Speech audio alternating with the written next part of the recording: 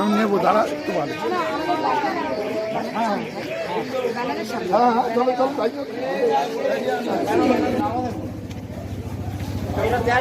এদিকে এদিকে। খুশি তো হবে, বার্ধক্য ভাতাও হবে, সব হবে, তুমি চিন্তা করো না। মমতা দিদি থাকলে সব হবে। সকাল সকাল জয় বাংলা হিসেবে না, আজকে প্রার্থী হিসেবে এসেছি। আবার অনুরোধ করছি, দেখো তোমাদের রাস্তা নতুন করে দিয়েছি। 1 বছর 1.5 বছরের মধ্যে যেটুকু পেরেছি করেছি, আরো অনেক কাজ বাকি আছে। একদম একদম প্লিজ দিদির পাশে থেকে জোড়া ফুলে ভোট দিও। সকাল সকাল অনেক ধন্যবাদ।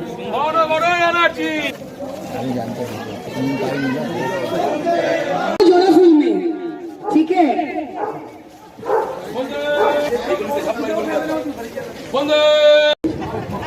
এসো, নিচে আসবে, নিচে আসবে। আচ্ছা ঠিক আছে, তুমি ওপর থেকে আশীর্বাদ করবে। ঠিক আছে, মমতা দিদির পাশে থাকবে। এখানে আছে আমাদের একদম অনেক জায়গায় এখনো আমাদের অনেক করতে পেরেছি। আসলে তোমরা মমতা বন্দ্যোপাধ্যায়ের মমতা দিদির পাশে থাকবেন, আশীর্বাদ করবেন।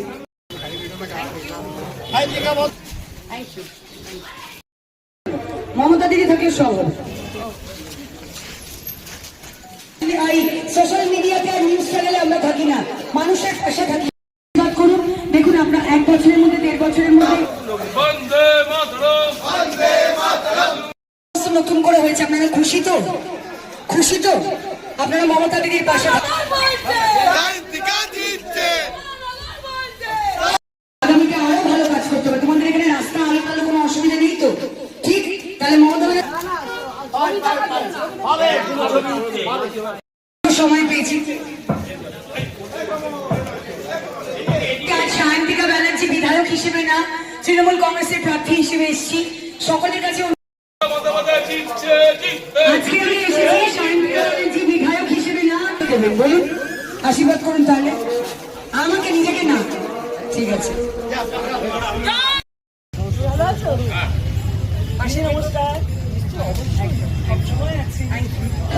সেই জন্য সবাই জোড়া ফুলে ভোট দেবে।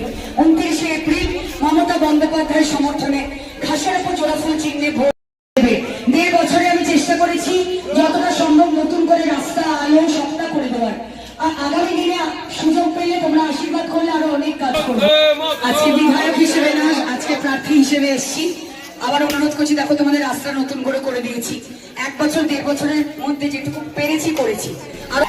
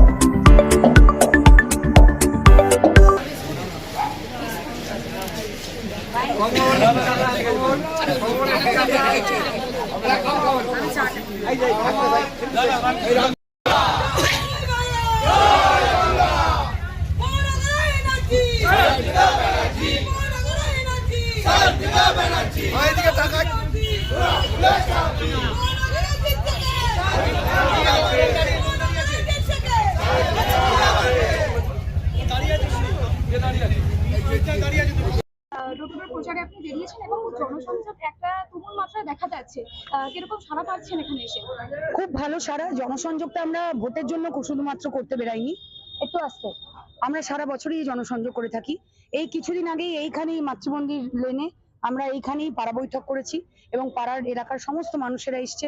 তারা তাদের সমস্যার কথা বলেছে, কারুর কি ইচ্ছে, আগামী দিনে সরকার কিভাবে কাজ করা উচিত, সমস্তটা তারা আমাদেরকে জানিয়েছে।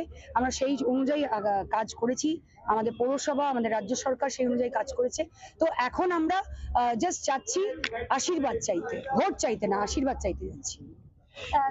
যখনই আপনাকে দেখছে, তারা মুশকিল আশারূপে আপনাকে দেখছে, তাদের জন্য কি এখনো কি পড়া বাকি রয়েছে? না না, রাজ্য সরকার অনেক কাজ করেছে, অনেক রাস্তা হয়েছে। গত 1.5 বছরে আমি বিধায়ক হয়ে আসার পরে রাজ্য সরকারের কাছ থেকে আমি আবেদন জানিয়ে 7.5 কোটি টাকা ফান্ড এনেছি। সারা বরানগর জুড়ে তোমরা দেখলে ম্যাক্সিমাম রাস্তাই হয়ে গেছে, এই ওয়ার্ডে প্রত্যেকটা ওয়ার্ডে হয়ে গেছে।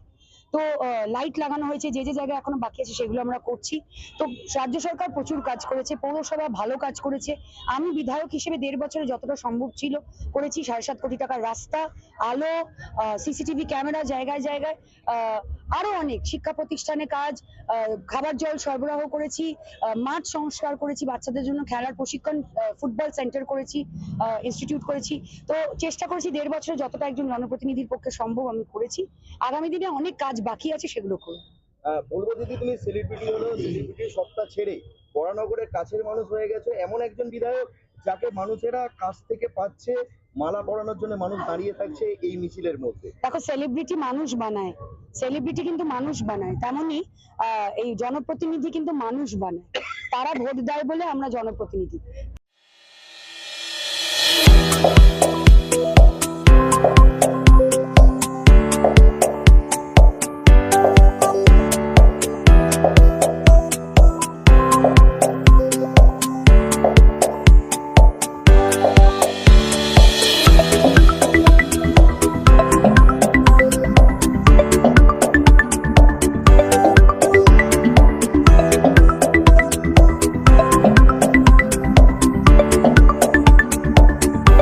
তাদের জন্য আওয়াজ তোলার জন্য তারা আমাদেরকে পাঠায়, তাদের জনপ্রতিনিধি হিসেবে।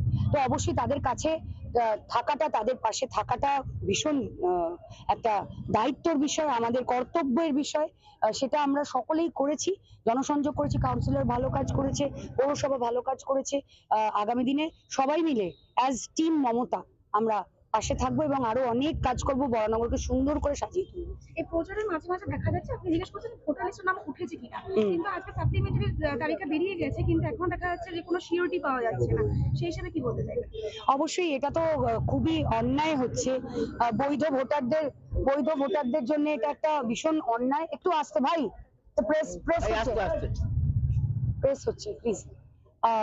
বৈধ ভোটারদের জন্য অবশ্যই এটা অন্যায়, কারণ আমি একজন নাগরিক হিসেবে যদি আমার ভোটাধিকার প্রয়োগই না করতে পারি, তাহলে তো মানে গণতন্ত্রকে হত্যা করা হলো, গণতন্ত্রের গলা টিপে মারা হলো। তো অবশ্যই আমরা এটা মহামান্য সুপ্রিম কোর্টের কাছে আমরা আবার অ্যাপিল করব যে অবশ্যই তারা হস্তক্ষেপ করেছিলেন বলে আমরা জুডিশিয়ারি সিস্টেমের উপরে আমাদের ভরসা আছে, এখনো আমাদের ভরসা আছে।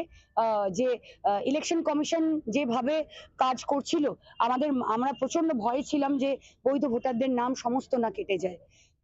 মহামান্য আদালতের উপরে আমাদের ভরসা আছে। আমরা তাদেরকে আবেদন জানাবো যে আপনারা দেখুন, যে নামগুলো এখনো ওঠেনি, বৈধ ভোটার যাদের নাম ঠিক, শুধু স্পেলিং হয়তো মিস্টেক, সেই মানুষগুলো যেন ভোট দিতে পারে। আর আমার যদি ভোটার কার্ডই না থাকে, আমি তো নাগরিকই না দেশে, আমি না রাশন পাবো, না সরকারি কোনো পরিষেবা পাবো, না সরকারি কোনো স্কিম পাবো, তো আমার তো জীবনটাই শেষ হয়ে যাবে। জানি না, আমি এটা খুবই অনিশ্চয়তার মধ্যে মানুষ রয়েছে। আমরা চাই যে মানুষ যেন তাদের ভোটাধিকার প্রয়োগ করে তাদের সরকার নির্বাচিত করতে পারে। নিজে এসেছেন এবং দুপুরের প্রচারে বেরিয়েছেন, কেমন সাড়া পাচ্ছেন জনগণের কাছ থেকে? আমরা সারা বছরই মানুষের সুখে দুঃখে পাশে থাকি, তার কারণ একমাত্র তৃণমূল কংগ্রেসই এবং তার দলের কর্মীরা, আমাদের দলনেত্রী মমতা বন্দ্যোপাধ্যায়ের নির্দেশে আমরা সারা বছর মানুষের পাশে থাকি, যে কোনো প্রয়োজনে সুখে দুঃখে আমরা মানুষের পাশে থাকি। এই যে SIR চালু হয়েছে, এই SIR এর মধ্যে সারা বরানগর জুড়ে একমাত্র তৃণমূল কংগ্রেস কর্মীরাই মাঠে ময়দানে মানুষের যে কিভাবে ভোটার লিস্টে নাম না কেটে যায়, তাকে কিভাবে সহযোগিতা করা যায়, একমাত্র তৃণমূল কংগ্রেসই রাস্তায় ছিল এবং তৃণমূল কংগ্রেস সারা বরানগর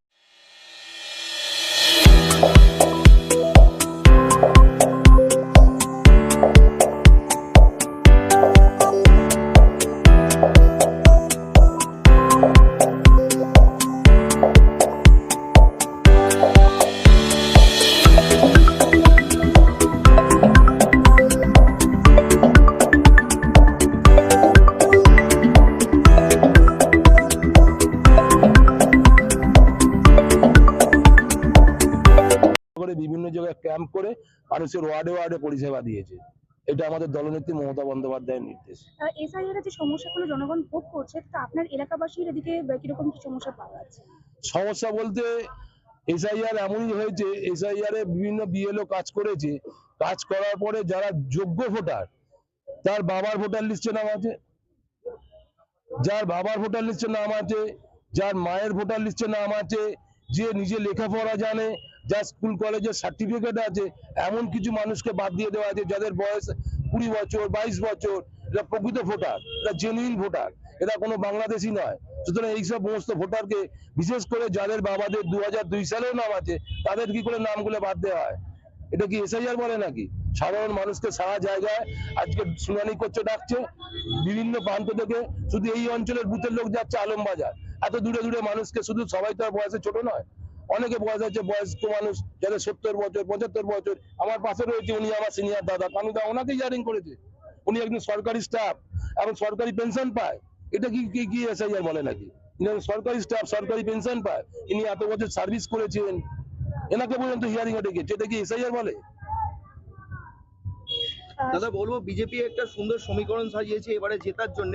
তাদের বক্তব্য যে 12% ভোট বাদ গেছে এসআইআর এর জন্য, এবং যারা বিচারাধীন আছে অর্থাৎ ভোট দিতে পারবে না, এই টোটাল ভোটটার আগে তৃণমূলের ভোট ব্যাংক থেকে বাদ যাবে, যার জন্য বিজেপি জিতবে।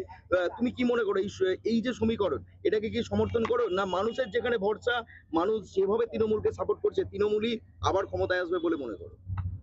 আমার যেটুকানি অভিজ্ঞতা দিয়ে দেখেছি, সাধারণ মানুষের ইচ্ছাকৃত করে হয়রানি করে ভোট কেটে, এই ভোট কেটে সাধারণ মানুষের আশীর্বাদ পাওয়া যায় না। সারা বছরে 5 বছর অন্তর ভোট হয়, 5 বছর অন্তর বিজেপি প্রার্থীদের দেখা যায়। সুতরাং সারা বছর মানুষের পাশে থাকে, তাদেরকেই সাধারণ মানুষ আশীর্বাদ করবে বলে এইটুকানি আমাদের সম্পূর্ণ দৃঢ় বিশ্বাস। তার কারণ যেভাবে এসআইআর এর নাম করে মানুষের নামগুলো কেটে দিয়েছে, ওদের একটাই উদ্দেশ্য, মানুষের নামকে বাদ দিয়ে তারা কিভাবে ক্ষমতায় আসা যায়। মানুষের কাজ করা তাদের কোনো মানসিকতা নেই। তারা যে গত নির্বাচনগুলো হেরে গেল, তারা তো রাস্তায় রাস্তায় থাকতে পারতো 5 বছর ধরে, কি লোকসভার পরে কি বিধানসভার পরে, মানুষের কাছে খোঁজ নিতে পারতো যে আমাদের কেন আশীর্বাদ করলে না, কি আমাদের অপরাধ, আমাদের কি করতে হবে, কোন কি কি প্রয়োজন আছে বলুন।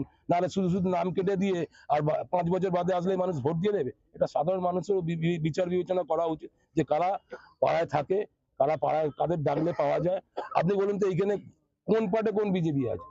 একটা সারা বছর কোনো মানুষ দেখাতে পারবেন না। ভোটের সময় বিজেপি আসছে, বিভিন্ন জায়গা থেকে বহিরাগত কর্মীরা নিয়ে আসে, তারা মানুষের পাশে এসে কাজ করে। তারা মানুষকে চেনে না, মানুষও তাদেরকে চেনে না। তারা এলাকার মানুষকে চেনে না, মানুষও তাদেরকে চেনে না। বিজেপি এই আজকে যে আমরা বেরিয়েছি, ওয়ার্ডের সমস্ত কর্মীকে নিয়ে বেরিয়েছি, প্রত্যেকটা ওয়ার্ডে প্রত্যেকটা মানুষ কম বেশি হলেও প্রত্যেকটা কর্মীকে চেনে। সুতরাং এইটাই তো আমাদের সম্বল।